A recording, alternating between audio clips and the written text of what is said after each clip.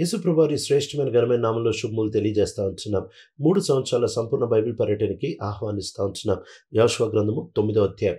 యెహోషువ గ్రంథం 9వ అధ్యాయము మొదటి వచనంలో ఆ ప్రాంతంలో ఉంటున్న ప్రజలందరూ వాళ్ళు అమోరీయులు, హిత్తీయులు, హివ్వీయులు, పెరిజీయులు, జెబూసీయులు, ఆ తర్వాత కానానీయులు వీళ్ళందరూ కూడా వీళ్ళు కూటమిగా వచ్చి ఇశ్రాయేల్‌తో పోరాడడానికి ఎదురు చూస్తా వచ్చారు. ఎందుకంటే వీళ్ళందరూ ఒకటవుతా వచ్చారు ఇశ్రాయేల్‌ని ఓడించడానికి. వీళ్ళందరూ ఎప్పుడైతే యెహోషువ తన సైన్యాన్ని ఓడించడానికి వస్తా వచ్చారో వీళ్ళందరూ బలమైన వాళ్ళు. వీళ్ళు ఆ ప్రాంతంలో ఎప్పటినుంచో ఉంటున్న వాళ్ళు. వీళ్ళు యుద్ధ నిపుణత కలిగిన వాళ్ళు. ఇవన్నీ ఉండి వీళ్ళందరూ ఏకంగా వద్దాము అని అనుకున్నప్పుడు గిబియోను అనే ప్రాంతం వాళ్ళు వీళ్ళతో సులువుగా కలవచ్చు. ఎందుకంటే కంటికి కనిపిస్తే ఈ కానానీయులు, పెరిజీలు వీళ్ళందరి కూటమి యెహోషువ సైన్యం కంటే చాలా ఎక్కువ. కనుక గిబియోనీయులు ఖచ్చితంగా వెన్నుచూపుతో చూస్తే వాళ్ళు కానానీయులతో కలవడమే సమంజసంగా కనిపిస్తది. కానీ ఈ గిబియోనీయులు వాళ్ళు పట్టం మీద వాళ్ళని చూసినట్లయితే యెరికో దాటిన వెంటనే గిల్గాల్ వస్తది. గిల్గాల్ నుంచి యెరికోకొచ్చారు. యెరికో నుంచి ఆయకొచ్చారు.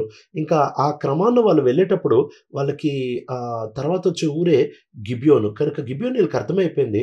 ఇంకా తర్వాత వీళ్ళు యెరికో, ఆయి తర్వాత గిబియోను దగ్గరికే వస్తారని. కాబట్టి గిబియోనీయులు వెంటనే ఆ కూటమిలో అన్నా కలవచ్చు. లేకపోతే వీళ్ళు యెహోషువ దగ్గరికెళ్ళన్నా సంధి చేసుకోవచ్చు. ఇక్కడ ఈ గిబియోనీయులు కేవలం వెలుచూపుతో చూడలేదు. ఈ గిబియోనీయులు కేవలము మానవ తలంపులతో, కేవలం మానవుని ఆలోచనలతో ముందుకు వెళ్ళలేదు గానీ, వీళ్ళు నిఖచ్చితంగా చాలా లోతుల్లో చాలా చక్కగా ఆలోచించి దేవుడి గురించి వాళ్ళు తెలుసుకుంటా వచ్చారు. వాళ్ళు దేవుడి గురించి తెలుసుకొని ఇశ్రాయేలు దేవుడు చేసే కార్యాలను వాళ్ళు ధ్యానిస్తా వచ్చారు. ఐగుప్తు నుంచి ఎట్లా బయటకొచ్చారో విన్నారు. యోర్దాను నది పూర్తిగా నిండి పారేటప్పుడు దాన్ని ఆపడం ఏంటి అని వీళ్ళు ఆశ్చర్యపోతా వచ్చారు. ఆ తర్వాత యెరికో లాంటి కోటగోడలు కింద పడ్డం ఏంటి? వీటిలన్నిటిని చూసినప్పుడు వాళ్ళు భౌతికంగా కానానీయుల మీద ఆధారపడడం కంటే ఈ దేవుడిని ఎదురేసుకోలేము అనే గ్రహింపులోనికి వచ్చేస్తా వచ్చారు. ఇక్కడ ఫరో ఇన్ని నష్టాలు పొందినా దేవుడిని ఎదురేసుకుంటానే వచ్చాడు. కానీ యెరికో వాళ్ళు ఇంత విన్నా కూడా వాళ్ళు దేవుడిని ఎదురేసుకుంటూ వచ్చారు. కానీ గిబియోనీల దగ్గరికి వచ్చేటప్పటికి వాళ్ళు చాలా జ్ఞానంగా ప్రవర్తిస్తూ వచ్చారు. అది కుట్రగా కనిపించొచ్చేమో కానీ వాళ్ళు చాలా జ్ఞానంగా ప్రవర్తిస్తూ వచ్చారు. ఈ దేవుడిని మనం ఎదురేసుకోలేము. వాళ్ళు కేవలం యెహోషువని తన సైన్యాన్ని మాత్రమే చూడట్లేదు కానీ వారి వెనకాల ఉంటున్న దేవుడి గురించి వాళ్ళు వింటా వచ్చారు. కనుకనే వాళ్ళు వెంటనే ఒక కుట్రతో కూడిన ఒక ప్రణాళిక వేస్తా వచ్చారు. పాత గోని సంచులు, ఆ తర్వాత పాత ద్రాక్ష తిత్తులు, పాత బట్టలు, ఆ తర్వాత పిగిలిపోయిన చెప్పులు, పాతబడిన గట్టి రొట్టెలు ఇవన్నీ తీసుకొని వాళ్ళు బయలుదేరి యెహోషువ దగ్గరికి, ఇశ్రాయేల్ దగ్గరకొచ్చారు. ఇశ్రాయేల్ దగ్గరకొచ్చి వాళ్ళని అడుగుతా వచ్చారు. మాతో సంధి చేసుకోండి. మేము మీతో ఒక ట్రీటీ చేసుకుందాము, ఒక ఒప్పందం చేసుకుందాము అని వాళ్ళు ఎప్పుడైతే అడుగుతా వచ్చారో వెంటనే యెహోషువ వాళ్ళని అడుగుతా వచ్చి మీరు ఎక్కడి నుంచి వచ్చారో మాకు తెలవాలి కదా అని అన్నప్పుడు అప్పుడు వాళ్ళు ఇస్తున్న జవాబు 9వ వచనంలో మేము చాలా దూర ప్రదేశం నుంచి వచ్చాము. మేము ఎందుకు వచ్చామంటే మీ దేవుని గురించిన ప్రఖ్యాతి విన్నాము. ఆయన ఏమేం కార్యాలు చేశాడో దాన్ని బట్టి వచ్చాము అని చెప్తా ఉంటున్నాడు. అంటే ఇంకో మాటలో వీళ్ళు ఆ యెహోషువని కారణం చేయట్లేదు, సైన్యాన్ని కారణం చేయట్లేదు కానీ దేవుడిని కారణం చేస్తూ ఉంటున్నారు. ఎప్పుడైతే వాళ్ళు ఈ విషయాలన్నీ మాట్లాడుతూ వచ్చారో అంటే వాళ్ళు భౌతికంగా వివరించడం కంటే దేవుని గురించి ఏవైతే విషయాలు విన్నారో దానికి చాలా చక్కగా వాళ్ళు ప్రతిస్పందిస్తూ ఉంటున్నారు. ప్రతిస్పందిస్తూ వాళ్ళు మేము దేవుడి గురించి ఇంత చక్కటి విషయాలు వింటా వచ్చాం కనుక మేము మీతో స్నేహం భావంతో ఉండాలని ఇష్టపడతా ఉంటున్నాము అని అనేటప్పటికీ అప్పుడు అక్కడ ఉంటున్న ఇశ్రాయేల్ నాయకులు మీరు దూరం నుంచి వచ్చారో దగ్గర నుంచి వచ్చారో మాకేం తెలుసు, మీరు దగ్గరోళ్ళు అయితే మేము మీతో నిబంధనలు ఎలా చేయగలము? ఎందుకంటే ఆ ప్రాంతం అంతటిని సమూలంగా నాశనం చేసే పని మీద ఇశ్రాయేల్ ఉన్నారు. ఎందుకు సమూలంగా నాశనం చేయాలి అని అంటే ఆ ప్రాంతంలో ఉంటున్న ప్రజలు చేసిన పాపము పరిపక్వత చెందుతా వచ్చింది. అందుకే ప్రభు వాళ్ళని సమూల నాశనం చేయమన్నాడు. అంతేకాకుండా వాళ్ళ అలవాట్లు ఏవి ఇశ్రాయేల్‌కి అంటకుండా వాళ్ళని సమూల నాశనం చేయమని చెప్తా మాట్లాడుతూ ఉంటున్నాడు. అంతేకాకుండా దేవుడు ఎప్పుడో అబ్రాహాంకి ఇచ్చిన వాగ్దానం బట్టి వాళ్ళని సమూల నాశనం చేయమని చెప్తా ఉంటున్నాడు. కనుక వాళ్ళు అడుగుతున్నారు, మీరు దగ్గర నుంచి వచ్చారో దూరం నుంచి వచ్చారో, మీరు దగ్గరలో అయితే మీతో మేము ఎలా ఉడంబడిక చేయగలము అని అడుగుతూ వచ్చారు. వెంటనే వాళ్ళ దగ్గర ఉంటున్న ఆ తిత్తెలు, చెప్పులు, రొట్టె ఇవన్నీ చూపిస్తూ వచ్చారు. చూడండి మేము ఎంత దూరం నుంచి మేము బయలుదేరేటప్పుడు ఇవన్నీ తాజాగా ఉన్నాయి, మేము అంత దూరం నుంచి వచ్చామని చెప్పినప్పుడు 14వ వచనం అధ్యాయం మొత్తానికి కేంద్రమైన వచనం ఈ వచనం మీద మొత్తం తిరుగుతుంది. ఈ వచనంలో ఇశ్రాయేలు పొరపాటు చేశారు. వాళ్ళు చూపించినవన్నీ చూశారు కానీ వాళ్ళు దేవుని దగ్గర కనుక్కోకుండానే తీర్మానం తీసుకుంటా వచ్చారు. అంటే వాళ్ళు ఈ వస్తువులన్నిటిని చూసిన తర్వాత వీళ్ళు పూర్తిగా లోపల వాళ్ళ అభిప్రాయం పనిచేసింది. లోపల వాళ్ళకి ఏం అనిపిస్తుందో అది పనిచేసింది. లోపల వాళ్ళకి ఇన్స్టింక్ట్ అంటే వాళ్ళకి లోపల ఏదైతే అందరికీ ఆ నమ్మకం పుట్టిందో దాన్ని బట్టి వాళ్ళు పనిచేస్తూ వచ్చారు. ఆ తర్వాత వచనంలో యెహోషువ వాళ్ళతో ఒక నిబంధన లేకపోతే ఒక ఒడంబడిక చేసుకుంటా వచ్చాడు. ఎప్పుడైతే ఈ విషయాలు వీళ్ళు చేస్తూ వచ్చారు, ఇదే వాళ్ళ నష్టానికి కారణంగా మారిపోతూ వచ్చింది. ఒక పక్కన అన్యులైన గిబియోనీయులు దేవుడి గురించి తెలిసి ఆ దేవుని అవగాహనను బట్టి నడుచుకుంటా ఉంటున్నారు. యెహోషువ తన ప్రజలు దేవుని గురించి తెలిసి తమ దేవుడని ఎరిగి కూడా వాళ్ళు దేవుని దగ్గర కనుక్కోకుండా వెళ్తూ ఉంటున్నారు. కనుకనే ఒక క్రైస్తవుడు ఎంత షూర్‌గా, ఎంత ఖచ్చితంగా ఒక విషయం తెలిసినా, ఎంత లోతులో తెలిసినా, ఎంత అభిప్రాయం ఉన్నా, ఏమున్నా కూడా ఆ వ్యక్తి ఖచ్చితంగా లేఖనాలలో నుంచి వెతుక్కోవడం చాలా అవసరం. ఏదో నాకు బాగా అనిపించినంత మాత్రాన, నాకు సమాధానం అనిపించినంత మాత్రాన, నాకు మంచి అభిప్రాయము ఉన్నంత మాత్రాన అది దేవుని దగ్గర నుంచి వచ్చింది అని అనుకోవడానికి వీల్లేదు. కేవలం సమాధానము అనేది వ్యర్థమైన పదము.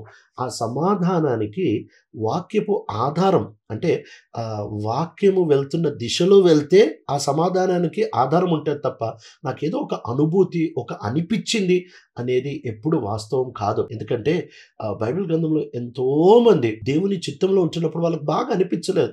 యేసుప్రభు వారికి గెత్సేమనే వనంలో బాగా అనిపించలేదు. లేకపోతే పౌలుకి ముళ్ళు పెట్టినప్పుడు బాగా అనిపించలేదు. మోషేని కానాకు పోవద్దంటే బాగా అనిపించలేదు. కనుక దేవుడు ప్రతిసారి మన లోపలేదో అనిపిస్తది అనే దానికంటే మనకుంటున్న మనకు అనిపించేవి కొన్నిసార్లు మంచిగా అనిపిస్తుంది, కొన్నిసార్లు సరైన విధానంలో, కొన్నిసార్లు తప్పైన విధానంలో అనిపించవచ్చు. అయితే ఇలా అనిపించినప్పటికీ కొన్నిసార్లు అది తప్పిపోవచ్చు, కొన్నిసార్లు సరిగ్గా ఉండొచ్చు. వాక్యం ఎన్నడూ తప్పిపోదు. కనుక మన అనిపించడాల కంటే వాక్యం మీద ఆధారపడాలి. అంతేకాకుండా కొన్నిసార్లు మన అభిప్రాయాలు అవి సరైనవి అవుతాయి, కొన్నిసార్లు తప్పిపోతాయి. కానీ వాక్యం చెప్పేది ఎప్పుడు తప్పు కాదు.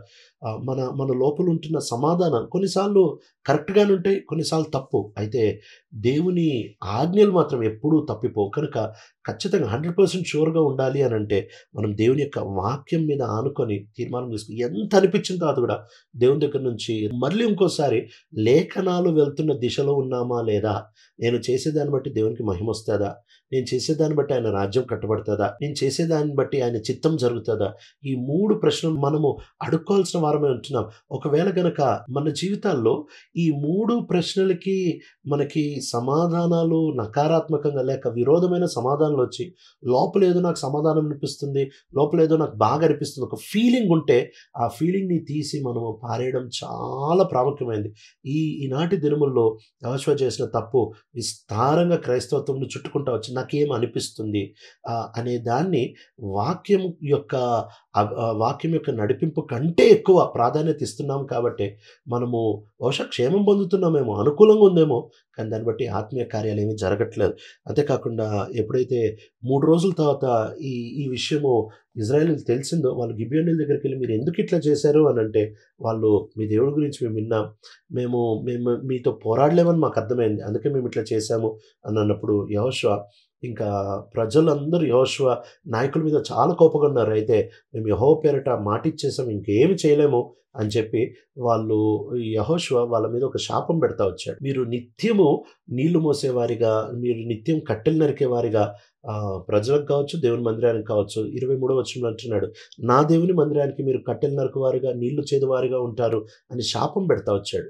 దేవుని మందిరానికి తీసుకొని వస్తే శాపమని ఎందుకు అనాలి అనంటే యెహోషువ వాడుతున్న పదం ఏంటంటే మీరు మీ దేవునికి చేయరు, మీరు నా దేవునికి చేస్తారు అని అంటున్నాడు. అంటే దేవునికి వారికి సంబంధం లేకుండా వాళ్ళు దేవుడి పని చేస్తే అది వారికి శాపము.